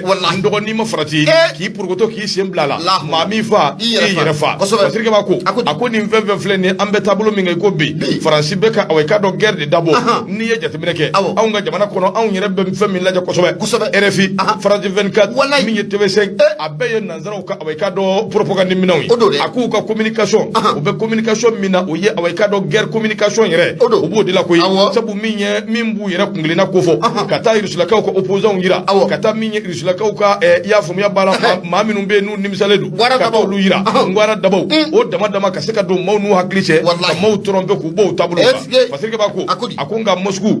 kɔni bɛ taabolo min kan i ko bi ale kɔni ka wuli ka jɔ barika bɔnnen don min bɛ se k'a to ko in bɛ se ka i k'a dɔn sira sɔrɔ cogo min an bɛ nin bɛɛ la n dɔgɔ an b'an yɛrɛ ɲininka anw ta y'a la jumɛn ye a ko n'i y'a lajɛ min ye puissances bɛ kɛlɛ min na u bɛ a dɔ fana na Sahel kungo fan fɛ a ko yɛrɛ de kɛra sababu ye min ye Faransi ye a tun bɛ fɛ ka anw janfa sabu a bɛ ka takuba ko kuma min fɔ dɛ takuba in u b'u to melekeli la a laban u bɛna OTAN de congo anw fɛ yan o tuma ci cogi an b'a ma anw fa an y'an yɛrɛ fa o tuma bisa Mali jɛnti n'a ma ɲɛ k'a fɔ an ni Faransi kari bɛ ɲɔgɔn na o kumana fɛn fɛn bɛ yen n'o bɛ ka da Vladimir Putin kan bi OTAN maaw fɛ ani i k'a dɔn u jɛɲɔgɔn jugu an ka sigi n'a ye dɔgɔ a ka ja Ala fɛ anw yɛrɛ fana bɛ dɔ sɔrɔ a la koyi sabu anw de y'a jira k'an bɛ Rusila de fɛ bi Masirike b'a ko a ko Vladimir Putin a bɛ nin bɛɛ la a cɛsirilen don a sigilen bɛ i b'a fɔ ko ŋɔmi jirana mɔden a ko min ye i k'a dɔn zone sahélienne an bɛ taabolo min kɛ i ko bi OTAN a ndogo ikaro ka fo alaba u bina gela awikado afoku ba sinsi kanyeshi anma nga ami nye fura bi soro ala koyi fura nye munye anga jamana maraba minun be beki senda yoro don jamana maraba minun be beki ka kuma fo da don jamana maraba minun be beki ka keta don no kera abike so bi minja awikado sama ka kele u bi nwan furu fara u bi nwan fa u bi nwan ba ka soro an se madu ala nga de aywa ala kan gishi ala kan bo aboda nyuma fe breman daw aka fasire ni le providentiel ndogo irisala ka ko kele ne o fe na o to bu ka propagande o tifo ka bangui abada to bu be propagande mina nya dungo do atifo ka sha adana ni an yerete beta yi ka kuma barai beta yi ka songonai min be kadi kulo ngi bo defo ne bina fo ngo gawso ne da sisuro abada o ti fo da ay min danga nimbe se ka nyaga mi chugo mi pour ka muso yere ka bala mboke iboke o fana kele fere o kele fere do u ka chedo be u yo blaka na malila ya ay documentaire do ke France 24 ne re ya documentaire o chekele inde u yo de boy antuguni ko blaka ta irisu frontière do be nyabala abe mfana to nu mayne la hubla may problème may ngoy ayu may communication ne wallahi ils sont très forts en communication ay mo fier de la hawla ndugu bika uni ido fini ere fara ka bonyo na communication ubake uba fara pew wallahi ubake de sikatalo de note koyi akadungoyi akala ka mo be jigi chedo burangela angoni civil fali ni fen nun jongo ala obi fo note ni Afghanistan nun takalaje ka Iraq nun ni Libya nun takalaje o tanye minda mo ka akuma ka chade akacha me anga do ke nyori o kala jema sikle awo mashima kuma note ngo Putin yere ya fo akoko nunu akila ko Putin be wuli do abita kele ban tellement ngu yere be sirani ako ale mo fo mai koy ale aka kele programme chugomi ko kele me katano chugoni abika tano siradi abika tano di kosobe hali bi fere de be ka ke civil ça fait chain to ere uka Zelensky wa munde sikide wa tado munde Ukraine president o be ko negende ko shuka ke ba falinga kosobe civil be ka di fali madro ya wa tan ko na chama kosobe no te na ka di Putin ko imbe bambi ko yi abe bambi ke ganyama mo ye Putin frère Putin nyabe yoro muna ko sobe ke bora ki dado fe muna sisa mo ye Putin no yi la jamana yi o le ne France fukata fra États-Unis ka o be na ka de ka fo ko mo ye Pologne nu fukata fra Ukraine nu ka ko Ukraine se ka do tugoshila mo ye ota o konala Ukraine se ka do tugoshi fenela Union européenne o konala na manya ka fo ko mo États-Unis ale Pologne ayo lado wa abuna fere fene ka Ikran nadu bono duna bena mu iriside ka irisi datugu aywa militairement awo ko ni ku be ko info be gafe be ka la bi ko parce qu'il faut que anga sigi taruku histoire histoire de kandoni Putin ti so mo abada nga che u be ka ke fato me che mai de ibado che ka ke che ibado wi billahi che mai ibado la haula ngone ayo keleme ga borofima um biribiri shudo kuna o jaklalula o baka reportage ke jaklalula ja o kelema ka mawde dada ka finifima birula ko lo eshuwi kosobe fiye kelenga finifima mana fima korota ere o sama ko biraye woni be fere de ubul ne ko ngoje wila eshuwi refere ka finifima ko biraye la fima dama tak ni be fere de ubul woni be fere ala ka ni sabo be ya rabbi wallahi ngoni be min fo anga sabali koyi ti kuma ide ndogo tasuma min be kamene Ukraine bi akatuni Ukraine président bi se o kala je kasiki ka foke parce que nous fleni c'est des vautours wallahi ou be ala de mene ka tasuma mene ku yere ka faga bay aw ba foka be solution nyini ani Putin kasiki aka kuma ko ka ba aw be kladje dongo do ade farambi nyoka Allemagne armu blakata de France armu blakata de tini mais c'est quoi ni oui finalement be mun no fe o baka dabiri Ukraine dala o ko ma nga embargo ni fon ama laben ko sobe ya irisila ka ko nego ko lu ta laben o baka minga o isra were boroto kata shini famvela la abana che vana che suruni to min be tama ba foko fasi fergele duta ko de nodwa kunjon unwa kunjon inde wa munde ale ko ni ale ti yela yere o kune mbade sigile ale ti yela do ka ko lo ka sama dron abana haramu wala ma utanga wuli do no wula après le do ko illa akele ka misilu sol eru ni fon be nyeshi kabakodo ni mi ye den o ka taa k'i bɛ taa maga irisila kunsigi dɔ na dɔrɔn ni mi ye den ye o ka taa a bɛ ala cɛ a bɛ tasuma wuli san o t'a ma wuli mais ko in tɛ an ka intérêt ye dɛ ayi n b'o f'i ye dɛ kosɛbɛ guerre mana wuli puissance yɛrɛ dama ni ɲɔgɔn cɛ a ma nɔgɔn dɛ donc kɔlɔlɔ bɛ s'a ma dɛ awɔ an bɛ dugawu de kɛ ala ka nin jisuma k'a fura ye ala ka jisuma k'a nin ko fura in ye ka ban kɛlɛ fan si de man ɲi kɛlɛ fan si de man ɲi nin ko in ka ban u ka ɲɔgɔn faamuya an ka continuer ma Ukraine ko yɛrɛ kɛra ka hali anw yɛrɛ ka Mali problème a bɛ ɲini ka tunu awɔ et puis tubabuw ka subaya Ukraine ko in y'o de da kɛnɛ kan kosɛbɛ u ɲinɛna coronavirus ko in kɔ pewu u ye maa fa ta fasa sisan Ukraine ko de b'u kunna kosɛbɛ e bɛ coronavirus ko kuma mɛn abada coronavirus y'o tununa pewu i fɛrɛlen de don bisimila an ka taa an bɛ taa arajo ye Nura FM ye 94.4 tɔmi murumuru 5 bisimila an bɛ laseli kɛ nin waati na ka bɔ Jalakɔrɔji Koɲumani Wɛrɛda la nɛgɛjuru sira 76 33 43 03 nin bɛɛ la i terikɛ de hinɛ bɛ ne la cɛ in tɔgɔ Emmanuel Macron Macronia ale kun ka dɔgɔ nin ko in na ale bɛ k'i yɛrɛ kɛ cɛbale ye ka sɔrɔ a kun ka dɔgɔ nin ko in na a b'a kalama koyi a b'a kalama k'ale ye Poutine wele a kɛlen ka Poutine wele a taar'i sigi u ko ko Emmanuel Macron ko in bɛ taabolo min kan ko in ma ɲɛnabɔ dɛ den fa dɔ ye fa dunan k'ale ka maa fɛn fɛn bɛ Russie k'u bɛɛ ka bɔ Poutine t'a tuma fɔ ko Poutine y'a f'u ɲɛna k'u ka fɛn ɲɛnamani min bɛ tibitɔbɔ ni fɛnw na u ka fɛɛrɛ ɲini a la koyi a dun y'a fɔ a ye 4 heures de temps ale bɛ tila Faransi la u ɲɛ bɛ ɲɔgɔn bolo jara koyi 4 heures de temps ka ja ale bolo Emmanuel Macron yɛrɛ dɛsɛlen bɛ ka sunɔgɔ sa o sabu Poutine ye min fɔ a ye min mɛn 4 heures de temps a yɛrɛ b'a dɔn sisan ne te nana a y'a ka kafe min bisimila an ka taa ɲɛma an bɛ taa an ka taa ni gafe mun ye indicateur de nouveau ne bɛ n bolo don n bɛ bɔ n'a ye kura ye maa mun kumalen don a kɔnɔ o de a jamu tɛnɛ a ko di jamu tɛnɛ yan sabali i ka 400 in banna a mɛnna dɛ hakili sɔrɔ awɔ o kɛra a mɛnna o 400 in banna a mɛnna hakili sɔrɔ o ye tiɲɛ n bɛ hakili sɔrɔ a ka ɲi ma ɲɛna te ko in ma te in ka di dɛ kosɛbɛ bloku t'a la siga t'a la bisimila an ka taa ɲɛma mun ye a jamu tɛnɛ a kumalen don mun ye indicateur de nouveau o kɔnɔ naamu a ko wulikajɔ mun n'o kɛra ka ɲɛsin mun ye CNT o kɔnɔna ma CNT maaw ye mun ye charte de la transition ka a lakurayali mun kɛ ka nin kura k'u di a ma mun ye député minnu kun bɛ n'an ka ma ko député ex-député législature ɲɛma i bɛna ye k'a fɔ ko a député kɔrɔ ninnu o fana ye kulekan k'o sɛbɛkɔrɔ bɔ u bɛ ka laɲini nin waati na n'a ma ɲɛ k'a fɔ ko mun ye CNT ale ye sariya kɔni k'a ta ko dɔ bɛna fara mun ye wasabulon o kɔnɔna kan k'a bɛna bɔ maa 121 na ni kana bila maa 147 la ni député kɔrɔ ninnu ɲɛma o fana ye kasi kɛ ka ɲɛsin nin waati na mun ye jamana marabaaw ma fatigɛba ka fɔlɔ mun ye a jamu tɛnɛ a ko maa si t'a dɔn k'a fɔ fɔlɔ mun ye an ka transition a kun tala a janya bɛna bɛn waati mun ma hali n'o y'a sɔrɔ mun ye CEDEAO maaw olu ni an marabaaw kɔni k'u bɛ kuma kɔni o la ka fatigɛba kɔni ye fɛn mun lajɛya a ko mun ye charte de la transition o dogolen tɛ maa si la k'a fɔ ko nin kura kɔni ko o dira o ma mun ye CNT maaw fɛ k'a yira k'a fɔ ko mun ye transition k'a kun tala b'a daminɛ kalo 6 la ni ka n'a bila san 5 o la o tɛmɛnen kɔfɛ ka bɔ yen ko ministre dɔ bɛna fara ministre kuntala janya o kan fo ka taa fara mun ye CNT n'o bɛ conseil national de transition o fana kuntala janya o kan o yɔrɔnin bɛɛ i bɛna ye k'a fɔ ko mun ye député kɔrɔ minnu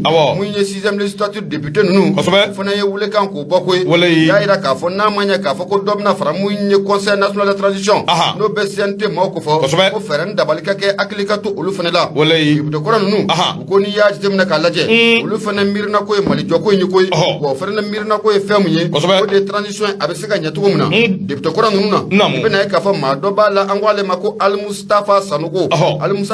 n'i y'a jateminɛ k'a lajɛ ale ye barawuleka ye a ma dogo maa si la k'a fɔ ko ale kɔni ye baara kɛ maaw la barawule fɛ yen ale kɔni a kumana dɛ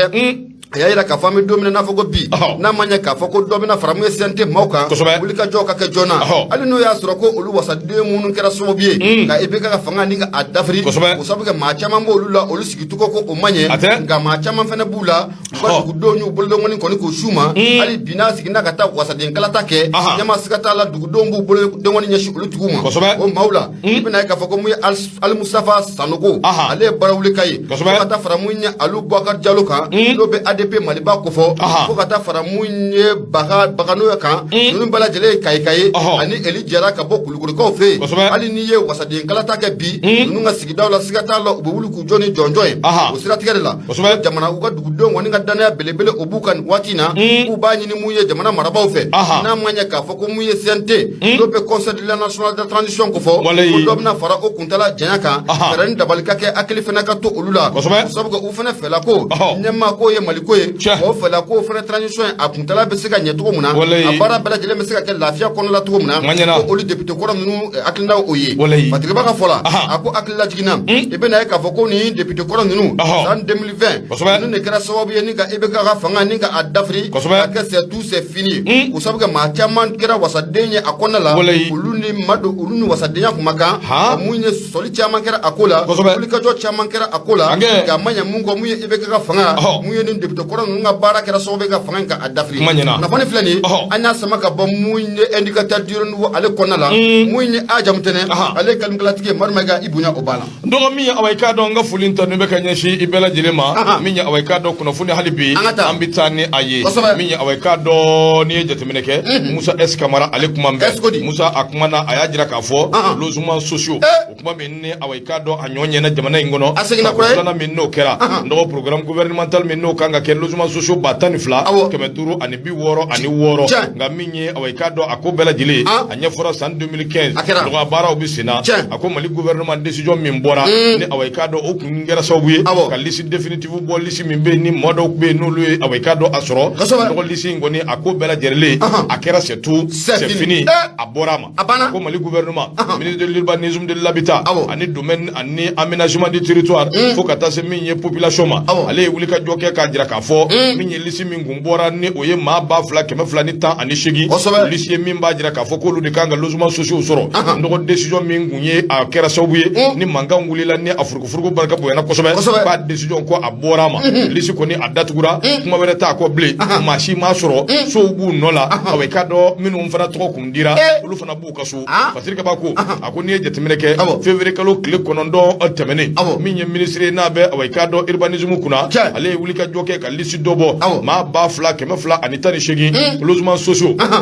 a deuxième tranche programme gouvernemental mimbe awaika do logement sociaux batani fla ani kemeduru ni bi woro ani woro kofo e kado ka fo o de tira o srafe akoni ya jetemene bay ka fo lisi mboli jetemene minungera o koni kera sobuye ka mo kamana ga nkosobe sabu anya ka fo M5 RFP o ma do be awaika do utoko da shimbe awaika do lisi ngono ala gelere mi do yere to bala ka suruma awaika do dossier de o de gelere ako temene ngo ma chama be minum fane awaika do video manuye o video manu o lu fana chama do soro ala o boli ngoy minya awaika do video manu minum fana kudu minum be ka M5 RFP o solo la do nika o deme ako boli ngo premier ministre ale anake o kama o masuriya ma do be ala wa ministre do RB o yere fana awaika do o yedo soro ala patrika bako ako ni ngo mi vle ne awaika do ne jetemeneke to mi nyini ne do fenja man fora ni ngo ngoni ye ka do fusa ni doye ni nya awaika do ka koke ko minti sababa ni sababa tibe ko minti sariya kono malikura o min no fora ni ye ka dangari awaika do aunga ma ba malikura la ako kuma na sa conseil national de transition parti politique do be ani ba do be lu ko ni wulila to sugu bela jelena ka manganci fambefe ko enquête ka ke ko inga se ka nyedo février ko kleta ani duru temene uye anyini ko inga la jo seke seke lu ka dabo minya akanye nyini jinya ma jolena akunguna anyenye o be ka se ka nyedo ako de siratigala communiquer do bora minye aweka do brema kamena ale ka communiquer ale de ministre ale ko ni hajira ka fo minye ni ngo bela jele mba minumbe ni olu yere commission ale o flengolonci takulunci kile tani duru o kofe décision wera flene ka botugunu goy ndogol ni yelisi yere flengolonci takulunci lisugo yere c'est tout et c'est fini ma ba fla kema fla ni tani shegi o min no kuma fora hali kele hali poporo hali kunguru ati di mashima la hawla hali brigide hali blongono na hali ni temato yirae ndogo ni to ko delisi do inawa ekara ministre wo ekara msengi wo ekara video mande wo Plaki de B, c'est interdit. Avec Goulo Balay. Machi kana se blé. Ako bana peu, c'est tout c'est fini. Interga trop balade. Et trop de main. Ah, ya voilà. John Terge. Interga ke. Interga de main. E ka fonyi tade. Nyama galala de. ne m'a fɔ a ma gɛlɛya o ne ko n b'i terikɛ jumɛn komi ne ka maama ye sɔrɔ a la e terikɛ jumɛn b'a la an ka tɛmɛ ayi ka tɛmɛ tan nɔgɔ a ko ma dogo koyi tɔgɔ minnu b'a la olu dɔnnen don terikɛ min don i b'o de fɔ dɔrɔn a ma fɔ ko Ablaye Kɔnɛ tun b'a la wa a fɔ n terikɛ i bɛ fɛ k'o de fɔ sisan kɔni n y'i bolo da ye Ablaye Kɔnɛ tun b'a la nka a t'a minɛ la a ye a bɛɛ ta ka da journaliste Seydou kun k'a t'a ta y'a fɔ Seydou ye Musa est-ce Camara n dɔgɔ nin y'a ka fasiri ye i da fiɲɛ bɔ cogo ma ɲi sɔgɔma in na dɛ basi tɛ bisimila ka taa Madame ka ɲɛma mun ye Mali tribune ye ne bɛ n bolo dɔn bɛ bɔ ni a ye a bɛɛ na ta mun ye Jalaka Soso ale bɛ bugɔ ni hakili ye siga t'a la mun ye Kureshi Sise a kumara a ko nin fana ye dunjugu ye nin fana ye yuruku sira ye mun ye projet mun tun bɛ n'a baara kun seginna sen kan ka sira mun n'a bɛ bɔ Mɔti ka taa gosi Sebari la o goudron bɛ se ka da cogo min na ani k'a daminɛ Kaye ni ka taa bila Sandede la ɲɛma o fana goudron baaraw bɛ se ka boloda cogo min na a ko nin projet mun na a sigira sen ɲɛma ko ɲaamini ko jugu ko o kuma a kɔnɔ la koyi Kureshi Sise a ko mun ye an ka jamana premier ministre ye n'o de Dr Choguel Kokala Mayiga siga t'a la mun ye Union africaine maaw ye nali mun kɛ an ka jamana kɔnɔ n'o kɛra 25 janvier 2022 Bamakɔ kɔnɔ la yan mun ye Dr Choguel Kokala Mayiga a ye maaw hakili la kunu ka ɲɛsin nin projet in ma Dr Choguel Kokala Mayiga a y'a jira k'a fɔ ko mun ye projet dɔ kun bɛ an ka jamana kɔnɔ la yan projet mun n'a bɛ sira o baara o kɔfɛ k'a kuntala kun bɛ ti jɔ mun ye CFA miliyari 22 la nka Dr Choguel Kokala Mayiga a y'a jira k'a fɔ n'i ye projet in yɛrɛ jateminɛ k'a lajɛ olu ye wulikajɔ kɛ kosɛbɛ walasa projet in a bɛ se ka n'a yɛrɛ sɔrɔ mun ye CFA miliyari 12 la siratigɛ la ko ŋɛnɛmunu kun bɛna kɛ a kɔnɔ la koyi miliyari 11 ɲɔgɔnna ɲɛma i bɛna ye k'a fɔ ko o de kun bɛna ɲagami nin projet o kɔnɔ Fatigiba ka fɔ la a ko projet jumɛn de don Joro ka taa sira a gosi Banakɔrɔ o sira o goudron baaraw bɛ se ka timɛ cogo min na e ɲɛma i bɛna ye k'a fɔ ko hali waati tɛmɛnenw na mun ye trésor public o inspecteur ale dama ka siga koyi a yira k'a fɔ ko nin projet baara minnu na a sigilen don sen ka ta ɲɛma ko yuruku ko o kasa ko sɛbɛkɔrɔ jɛlen don a kɔ nka mun ye Joro Banakɔrɔ o sira ta kɔni ko o bɔra ma pewu u kun kɛlen bɛ ka miliyari 22 o mun ta k'a fɔ k'u bɛna o baara kɛ premier ministre ye wulikajɔ kɛ kosɛbɛ ka maa ninnu k'u gɔntɛrɛ kosɛbɛ u nana bila mun ye CFA miliyari 12 la Fatigiba ka fɔ la a ko mun ye mɛkalo tile 18 san 2022 i bɛ na ye k'a fɔ ko mun ye inspecteur du trésor ale ye bataki ci a donni kama maa mun kun bɛ fanga la o de Mokhtar Wane ani Bandaw ale ye bataki ci ka taa di mun ye Mokhtar Wane ma k'a jira k'a fɔ ko ni projet mun ni ministre mun bɛ yen n'o ka baara ɲɛsinnen don an ka sirako ma ani sirako ɲɛnabɔli ma a ye ni projet mun ni k'a bila sen kan sira mun n'a ba daminɛ Kaye ka taa bila Sandede la Mɔti ka taa bila Sebari la ani Joro ka taa bila Banakɔrɔ ɲɛma ko ninnu ye projet minnu n'a ni sariya yɛrɛ tɛ taa ɲɔgɔn fɛ wa mun ye jamana yɛrɛ sariya sunba u y'a fɔ ko projet ninnu baaraw ka kɛ cogo min na ko baara ninnu ko a tɛna tɛmɛ o sira fɛ Madame ka ɲɛma a ko mun ye Kaye Sandare kulo 135 projet in kɔnɔna la i bɛ na ye k'a fɔ k'u y'o musaka k'o kɛ mun ye CFA miliyari 85 ani 440 miliyɔn 440 ani 40 a ko Joro Banakɔrɔ kilomɛtiri 45 ani 5 o musaka kasabi ɲɛma ko bɛ ti jɔ CFA miliyari 22 la ani miliyɔn 770 ani 98 Sebari Mɔti kilomɛtiri 10 CFA miliyari 32 ani miliyɔn 600 a n'a kunkanfɛ Fatigiba ka fɔ la waati mun na mun ye trésor ye trésor public ale inspecteur ale ye bataki ci ka taa di Mokhtar Wane ma Mokhtar Wane kɔni ma kala yɛrɛ don i ɲin na ka bɛn baara in kɔni ko o ma nka waati mun na Mokhtar Wane ale n'a ka cɛkɔrɔba n'o bɛ Bandaw kofɔ u ka fanga a dafirilen Dr Choguel Kokala Mayiga a nana fanga ta a y'a jira k'a fɔ ko yɔrɔ mun filɛ nin n'a ko Joro Banakɔrɔ ko o sira ko a musaka bɛ ti bɛn CFA miliyari 22 ma e ɲɛma ko nin ye fɛn ye ko siga t'a la koyi ne wulikajɔ ma kɛ joona ko dumuni ko ŋɛnɛmuni yɛrɛ de b'a dɔn ko o bolodalen don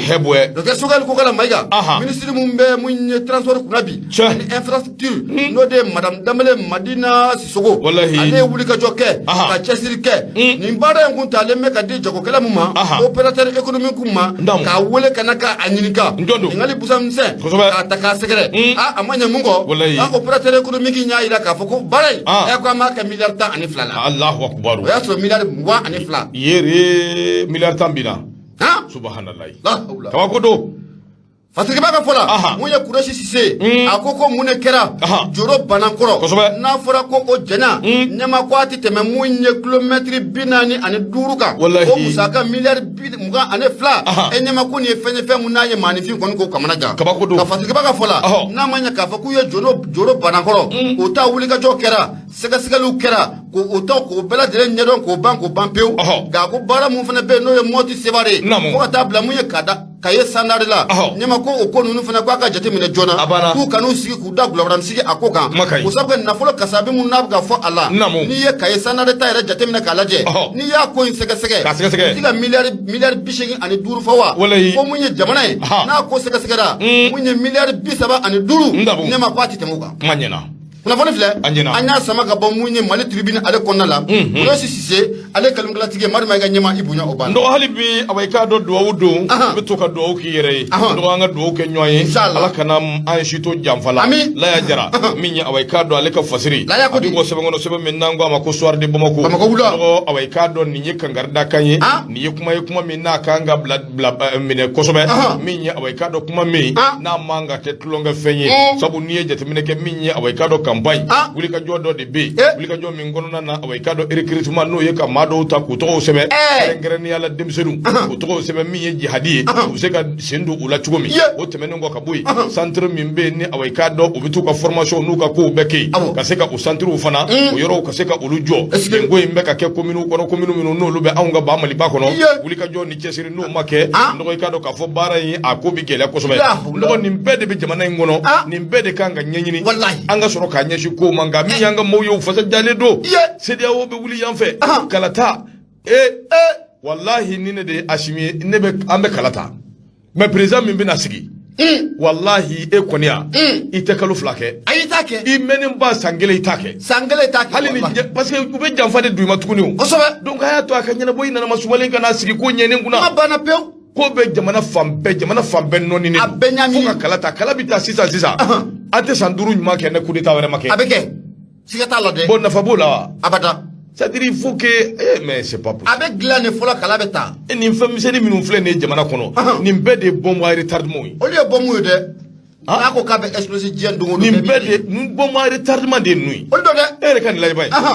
nɔgɔ Laya Jara a ko min ye awa i k'a dɔn cercle min bɛ yen n'u bɛ ɲafunke ani yuwaru n'o b'o kofɔ nɔgɔ an bɛ don min na i ko bi danger awa i k'a dɔn a bɛ nin yɔrɔ kofɔlen in na dɛ terroriste u bɛ ka awa i k'a dɔn u sɔn nin yɔrɔ in na kosɛbɛ a ko sabu a jira k'a fɔ maa dɔ bɛ yen min ye awa i k'a dɔn u ka maa sugandilen dɔ ye kana taa sira fɛ ale ko groupe armé ninnu k'u ye baara dɔ daminɛ baara min bɛ maa kamana gan dɛ denmisɛnninw u b'olu de farala ɲɔgɔn kan ka taa n'u ye ka taa formation k'u kun wa ni ka tila k'u labɛn min bɛ se k'a to jadi u b'u sen don la cogo min Fasiri kaba ko b'a yira la k'a fɔ denmisɛnninw kɔni u caman de bɛ ka sugandi k'a daminɛ san 12 fo ka taa se san 15 ma dɔw bɛ taa n'i ye wa o yɛrɛ dama tɛ dɛ min ye awa i k'a dɔn a bɛ waati dama dama bɔ jadisi ninnu minnu filɛ nin u wulilen don population yɛrɛ nɔfɛ koyi min ye awa i k'a dɔn k'a lajɛ population bɛɛ ka fara ɲɔgɔn kan waati ni waati ka taa yɔrɔw jɔ yɔrɔ min bɛ yen n'o bɛ awa i k'a dɔn ka entraînement kɛ yɔrɔ an'u ka formation kɛ yɔrɔ min bɛ awa i k'a dɔn olu kofɔ a ko yɔrɔ minnu ko don k'a daminɛ k'a bɔgɔ ka bɔ ɲɛfunke kɛrɛ la ka n'i ci fo a kan min bɛ cercle de yuwaru fan fɛ n'a bɛ Moti mara la nin bɛɛ bɛ awa i k'a dɔn o yɔrɔ ninnu kofɔ a ko n'i y'a jateminɛ i b'a ye k'a fɔ min ye nin problème in yɛrɛ bɛɛ lajɛlen na n dɔgɔ ko maaw kan ka nin minɛ ba la jango tɛ anw ka jamana marabaa minnu filɛ nin sabu maa minnu filɛ nin ni a jirala k'u bɛ nin yɔrɔ kofɔlen in na o ye Katibaden Masina den n'o ye Banbanciwaleya tigilamɔgɔw ye a ko nin ko in gɛlɛya yɛrɛ ye min ye dɛ o de ye k'a fɔ o bɛ taa i nɔfɛ i den awa i k'a dɔn i b'a di min ye awa i k'a dɔn yalisa o bɛ se ka taa don cogo min so bɛɛ ni den b'i bolo k'a daminɛ san 12 ka taa se san 15 ma a dili awa i k'a dɔn a y'i ja o a m'i ja o waati dɔw bɛ kɛ u bɛna an minɛ awa i k'a dɔn ni ka taa n'a ye Fasiri kaba ko a ko a bɛ waati dama dama bɔ yɔrɔ minnu bɛ yen ni awa i k'a dɔn olu kun dɔnnen don kosɛbɛ min ye anw ka l'armée a bɛ ka yɛlɛ cogo min a bɛ ka yɛlɛ ten funteni bɛ ka kɛ mikiri b'i kun bɔ avion b'i kun bɔ hélicoptère b'i kun bɔ dɔgɔ a bɛ funteni kɛ min ye awa i k'a dɔn c'est tout c'est fini o caman de bɛ kɛ kab'o kɛra sa min ye nin maa kɔfilɛ ninnu ye u kɔni ye boli biribiri dabɔ ka taa nin yɔrɔ ninnu de lajɛ ka t'u kɛ awa i k'a dɔn u daga yɔrɔ ye yɔrɔ caman bɛ famaw bɛ ka bundeni kɛ yɔrɔ min nka u n'a ta bɛɛ ni maa ninnu awa i k'a dɔn u bɛ ka boli u bɛ k'o de dabɔ Fasiri kaba ko a ko n'i ye jateminɛ i b'a ye k'a fɔ Ndojiga Dirima Dongo min ye awa i k'a dɔn Jeboyi nin bɛɛ ye yɔrɔw de yɔrɔ minnu ni awa i k'a dɔn jadisiw n'u bɛ ka nin waleya ni nin baara jugu in n'u bɛ k'a kɛ nin yɔrɔ kofɔlen ninnu na a ko min ye problème ye famille minnu filɛ nin ni gɛlɛya bɛ u da la u bɛɛ de kan ka awɔ i ka dɔn wulikajɔ kan ka kɛ ka ɲɛsin u ma yalisa min bɛ se k'a to u bɛ se ka lafiya cogo min na n'o tɛ waati dɔw tɛmɛna n dɔgɔ ninnu filɛ nin ye awɔ i k'a dɔn u kun jagoyalen don min ye zaka ye u ka se ka o bɔ nka ala barika la a na kɛ o fiɲɛ o tɛmɛna nka bi ko min b'u da la o de ye nin dɛ ni den b'i bolo san 12 ka taa se san 15 ma da bɛ maa ye dati ye sunɔgɔ bɛ maa ye sunɔgɔ t'i ye ala ka ni sababa bɛɛ laya jara ni y'a ka fasiri dɔgɔ i bonya b'a la laya jara ɲɛma foli o bɛ taa ni ka a sɛgɛrɛ k'a fɔ a ɲɛna ko a jara ɲɛma ne y'i bolo bɔ ne bɛ n bolo n b'a kari ka don n bɛ bɔ ni fasiri ye fasiri minnu ko a ma jɔ n ka lajɛ fasiri in lajɛ kosɛbɛ providence don providentiel ɲɛma an bɛ bɔ ni providentiel ye maa mun kumalen don a kɔnɔ o de ye fasirikɛla jɛkulu ye u ko an bɛ don min na n'a fɔ ko bi ko an ka taa mun ye san gouverneur mun na ale bɛ san n'o de ye colonel Ousmane Sangare ye colonel Ousmane Sangare ɲɛma ko a bannen don ka maaw ka wari ka a d'u ma koyi assise nationale de la refondation baara mun o kɛra mun ye sangaw fɛ yen colonel Ousmane Sangare ko a kɔni bɛ k'i munumunu ni maaw ka wari ye maa t'a dɔn wari ko in bɛ taabolo mun kan a bolo Fatigaba ka fola a ko assise nationale de la refondation n'o bɛ Malikura baaraw ko fɔ i bɛ na ye k'a fɔ ko an marabaaw ye o ko k'o sigi sen kan laɲini kun tɛ dɔwɛrɛ koyi mun ye malidenw an bɛɛ lajɛlen bɛ se ka don da kelen fɛ cogo min na an bɛ se ka bɔ da kelen fɛ gɛlɛya minnu n'olu bɛ jamana kɔnɔna la o gɛlɛya ninnu fura ɲuman o bɛ se ka sɔrɔ a la cogo min na o siratigɛ de la ko n'an taara bi an bɛ don min na ko bi san kɔnɔna la colonel Ousmane Sangare o cercle min bɛ n'an k'a ma ko Tomiya cercle kɔnɔna la colonel Ousmane Sangare ko a bannen n'o ka maaw ka baarakɛ wari di ka a d'u ma koyi ko a kɛlen bɛ ka Gwara Sɛbɛkɔrɔ da baarakɛ wari n'a musaka bɛ t'i jɔ mun ye sɛfɛ wari miliyɔn 8 ani 500 ani 440 ko mun ye colonel Ousmane Sangare ɲɛma k'a bɛ k'i munumunu ne maaw ka wari ye Alahu Akibaru Fatigiba ka fɔ la e ko Tomiya fan fɛ yan awɔ n ka wa ye fɛn bɛ ye de wa bɛ ye dɛ an tɛna wa ye fɛn min ye Kulubalikɛ ni Sirima an tɛna bila a ka nin ko sɛgɛsɛgɛ ani kirisini kosɛbɛ u ka nin ko bu n'a kolo bɔ ɲɔgɔn na k'a di hali n'an bɛ ko jɔn don gouverneur don a jumɛn don de colonel gouverneur de tɛ yan gouverneur de san colonel Ousmane Sangare n'u bɛ se k'a sɔrɔ a ka version ye min ye n'an y'o sɔrɔ k'o fara di o bɛ wusaya dɛ o bɛ wusaya kosɛbɛ voilà Fatigiba ka fɔ la bisimila a ko mun ye dugu minnu n'olu bɛ commune de cercle Tomiya fɛ dugu minnu n'an k'a ma ko Benina Kula Lafiyala Jora ani mun ye Fangaso ka taa fara mun ye Saniku ye kan minnu bɛɛ lajɛlen bɛ mun ye Tomiya cercle o de fɛ o b'o fɛ ni bɛ k'a fɔ ko mun ye a maire u k'u sen don k'u bolo don baara mun bɛ n'u y'a kɛ assise nationale de la refondation kɔnɔna la a baara musaka wariw bɛ se ka segin u ma cogo min na nka Fatigiba ka fɔ la a ko n'i ye ko in jateminɛ k'a lajɛ mun ye commune yɛrɛ 37 ko mun ye o de bɛ mun ye nin san kɔnɔna la ko commune 36 siga t'a la olu kɔni ye assise nationale de la refondation ɲɛma k'olu ye baara in ka a kɛ ka baara in kɛ ni bi cɛ ɲɛma ko b'u sen don k'u bolo don u ka musaka k'u ma se k'a sɔrɔ o tɔgɔ la dɛ o sabu kɛ ko mun ye u y'u sen don k'u bolo don mun ye colonel n'o bɛ gouverneur de san ko fɔ colonel Ousmane Sangare ko maa t'a dɔn ko wari in ko a bɛ taabolo mun kan a bolo a ko n'i ye ko jateminɛ ko siga t'a la a yira k'a fɔ ko wari k'u dira koyi ko miliyɔn 8 ani 500 ani 440 o de tun kan ka tila ni dugu kɔfɔlen ninnu ɲɔgɔn cɛla la nka ko in kɛ ni bi cɛ ɲɛma maa t'a dɔn mun ye colonel Ousmane Sangare ne gouverneur don ka bɔ san kɔnɔna la maa t'a dɔn wari in ko bɛ cogo min na a bolo ko fɛɛrɛ ni dabali ka kɛ joona mun ye nin dugu kɔfɔlen ninnu ɲɛma n y'a f'i ɲɛna n ko Kula Lafiyana Dora Fangaso ani Saniki ye ninnu bɛɛ lajɛlen bɛ Tomiya kɔnɔna la fo ka taa fara mun ye Benina ɲɛma k'u mago kɔni b'u ka wari la assise nationale de la refondation a baara mun na a kɛra u ka musaka kan ka bɛn fɛn ma ko mun ye colonel Ousmane Sangare k'u ka wari ɲini ka d'u ma nafolo filɛ nin ye an y'a sama ka bɔ providentiel o kɔnɔna la walima ka ɲɛma i bonya o b'a la n dɔgɔ nin bonya b'a minɛ min ye awɔ i k'a dɔn Tomiya min ye san gouverneur an b'a fɔ awɔ i k'a dɔn nin tɛ ne ye nin gafe fɔlen tɛ nin ye wa yanni gafe in cɛ maa dama min ye n wele ka bɔ Tomiya mara la a bɛ maa dama dama bɔ dɛ a bɛɛ kuma bɛ nin wariko in kan maintenant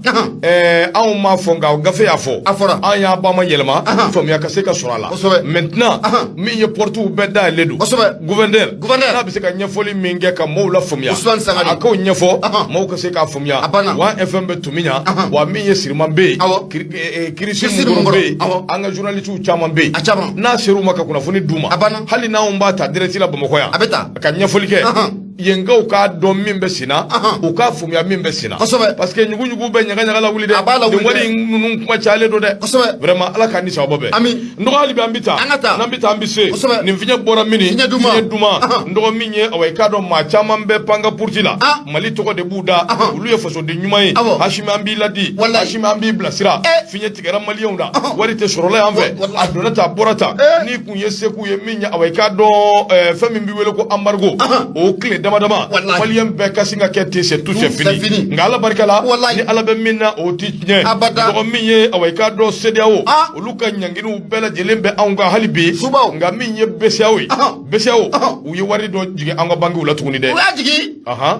tare wari bɛ ka jigin dɛ bamali u ye wari jigin bankiw la baara in bɛ ka kɛ dugu la wa a bɛ ka kɛ di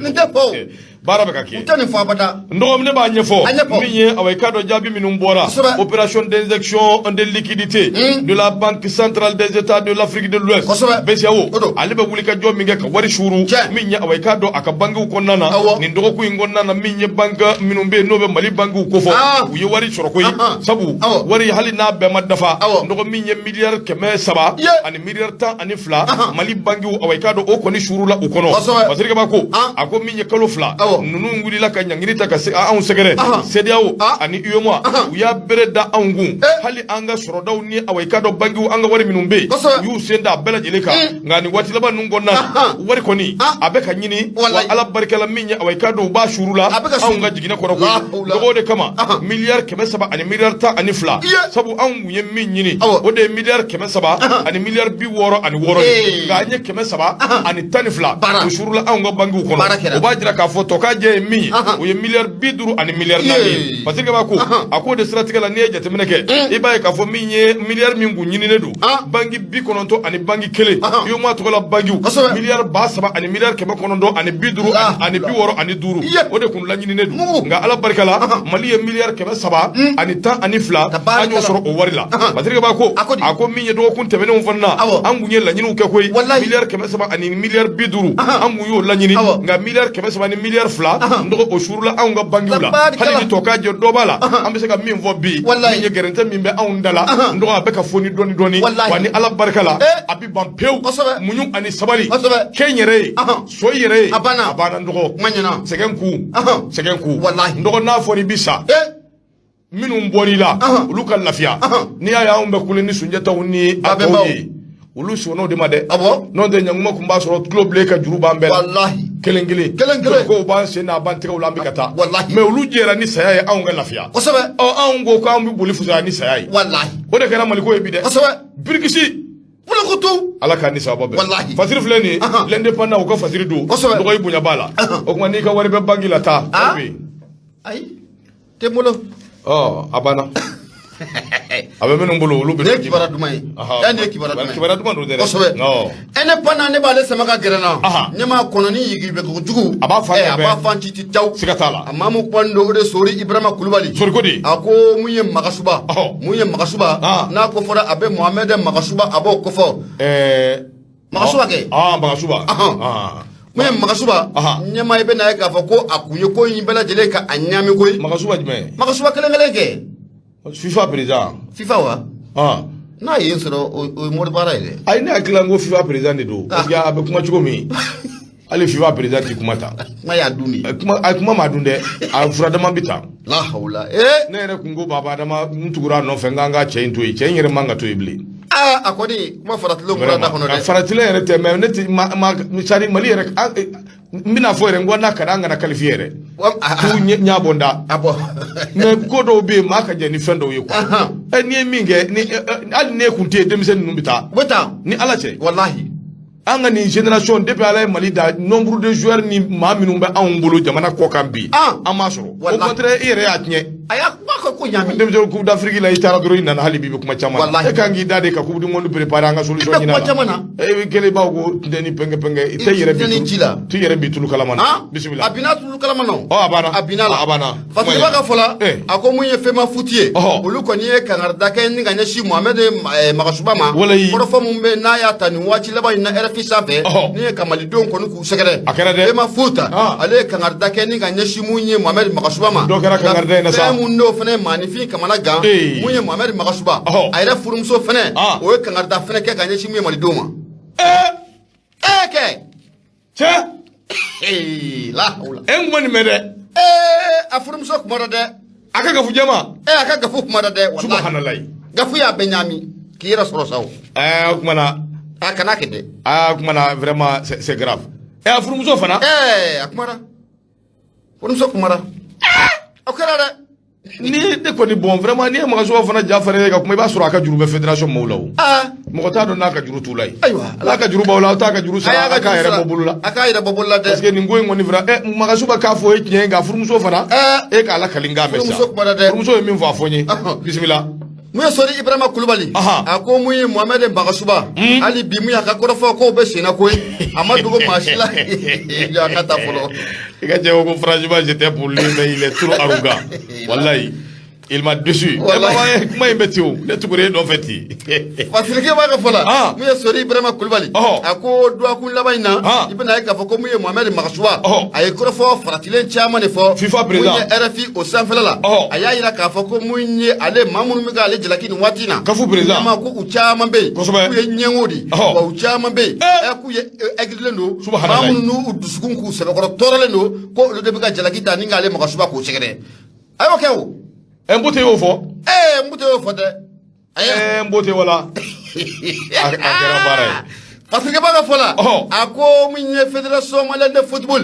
n'o o ɲɛmaa ye Bavier Touré olu ye bataki ci kunu ka taa di mun ye Mohamed Magasuba ma k'a yira k'a fɔ Mohamed Magasuba i ye baara mun kɔrɔfɔ mun n'i y'a sɛlɛ ta mun ye RFI sanfɛ an fɛla ko tɛ bi an fɛla ko tɛ sini wa i ye nin kɔrɔfɔ mun fɔ ne ma ko an tɛ jɛn n'a ye bi ko an tɛ jɛn n'a ye sini e Mohamed Magasuba k'i jɔlen bɛ jɔyɔrɔ mun na ko e ni kuma ko o man kan bi i kan k'i ni makara an bɛ don min na n'a fɔ ko bi e ni dade de ka kan o sabu kɛ mun ye baara belebele ko de bɛ Mali a dolaci tɔn bolo mun ye kan kudumani n'o bɛ nalen n'anw ni Tunisie kan ka ɲɔgɔn sɔrɔ e Mohamed Magasuba i kan ka fɛɛrɛ bɛɛ lajɛlen de kɛ ka baaraw kɛ an bɛ se k'o jɔn ta cogo min na ko nin waati ko o tɛ kuma yɔrɔ ye Fasirike b'a ka fɔ la kunu mun ye fédération malienne de football olu ye o pataki bila ka taa di mun ye Magasuba ma o yɔrɔnin bɛɛ Magasuba a ka gafu jɛma n'o de Awa Sila ye gafu tɔgɔ bɔ a la a muso yɛrɛ tɔgɔ ye Awa de ya Awa Sila dɔ kɛ